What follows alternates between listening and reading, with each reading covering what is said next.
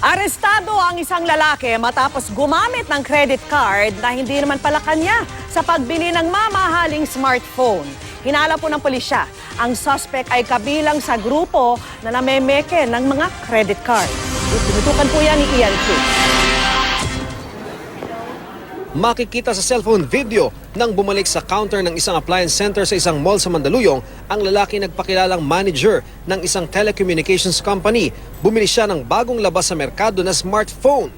Tapos na raw ang transaksyon kaya gusto na niyang kunin ang ginamit na credit card.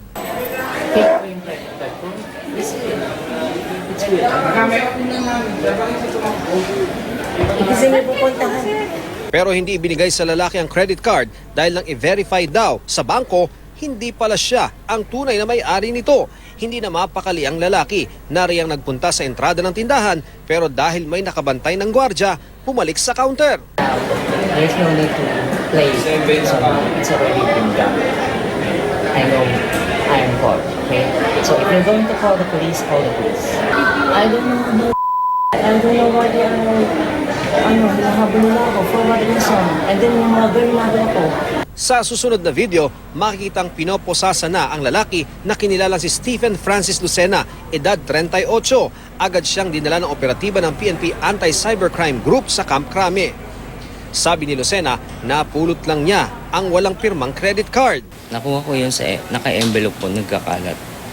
Sa sa So napulot mo siya? Apo. Tapos? Tapos ginamit ko po. Pero hindi niya may paliwanag kung bakit may ID siya na nakapangalan sa totoong may-ari ng credit card.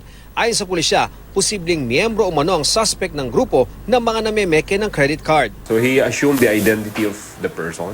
He was able to use the credit card amounting to 300,000 pesos. Maharap sa reklamong paglabag sa Access Device Regulations Act si Lucena at ang nakatakas niyang kasamahan na kinilala si Natalia Tripon na tumangay ng smartphone. Paalala ng PNP Anti-Cybercrime Group, huwag basta ipagkatiwala kanino man o maging sa email o text ang impormasyon ng inyong bank account. Makipagtransaksyon ng direkta sa bangko upang makaiwas na maging biktima ng credit card fraud. Ian Cruz, Nakatutok, 24 Oras.